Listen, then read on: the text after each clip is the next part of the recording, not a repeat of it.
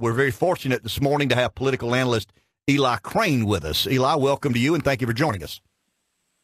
Hey, thanks for having me on, guys. It's a great day to be here. Absolutely. We're talking about the memo. I mean, Reuters reported last night, and I think early this morning, that the memo will be released today. Eli, do you have any information to the contrary to support that? No, I don't, and I think it will be released.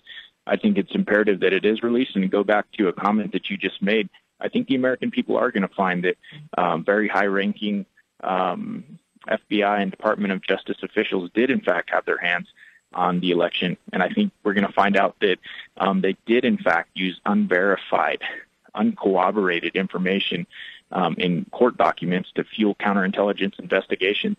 And I mean, this is a huge deal. And I think the reason you've seen the Department of Justice and the FBI stonewall this oversight committee for almost a year now is because they knew how damaging, this information was going to be if it ever got leaked out.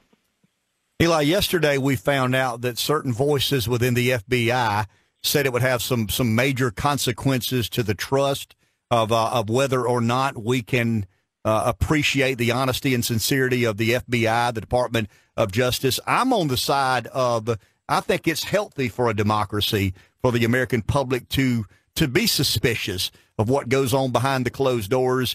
There was a day in American politics, and the Republican Party in particular, that if you talked about the deep state, you felt like you were a little bit out of the mainstream. I mean, the media had done a good job of treating those sorts of people as fringe Republicans. You're not representing the majority of what Republicans believe. But I've noticed, Eli, that sentiment has really crept into the mainstream. There are more and more Republicans now, and we can call it whatever you choose to. Deep state seems to be the most popular way to describe. But what is your opinion on not just this particular instance on its own merits, but the belief now amongst a lot of Republicans that there is indeed an undercurrent in our American government that does not always have the most sincere interests of the American people?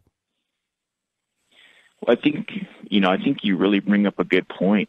And I don't think many of us wanted to ever believe that our government could get to a place where we would have to, really be questioning the integrity of our highest ranking law enforcement officers and officials. But if you look at what's going on and you look at the evidence, when you look at what went down with the Hillary Clinton emails and how they basically gave her a pass on something that any one of us other citizens would have been spending probably, decades in prison for.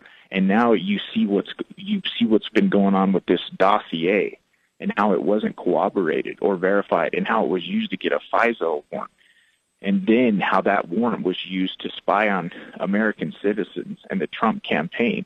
I mean, you can't ignore the information. You can only ignore it for so long. You can only turn your cheek for so long before you finally say, hey, wait a minute, what the hell is going on here? Are we living in a banana republic, or is this still the United States of America? I served my country for 13 years, 9 years as a Navy SEAL, and this is not what I fought for. This is not what our founding fathers wanted. Our founding fathers wanted a government, an institution, a country where the American citizens could trust its government, have oversight over its government, and have the government work for the people. And that's not what's been going on here at all. And there needs to be some accountability. We need to clean house at the FBI and in some of these Department of Justice institutions and get back on the right track of these guys doing the right thing and enforcing the law.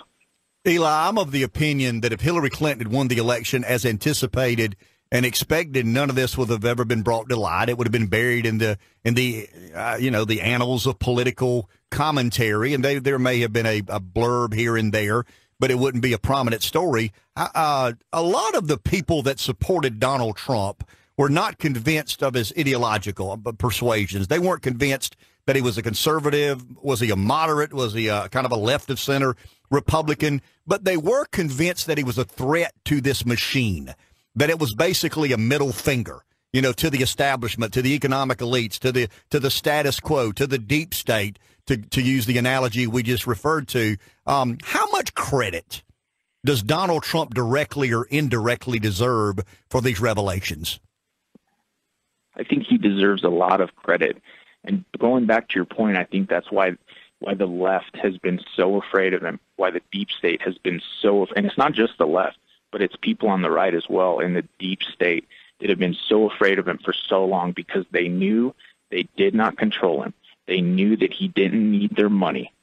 They knew that he figured out a way around the mainstream media or the fake news with social media, his charisma, and the base that he had built. And that's why they're so afraid of this guy. And they won't stop here. This will not be the end of it. It won't, when we get this memo released and you start to see heads roll in the Department of Justice, it won't be the end. It'll be just one attack after the next.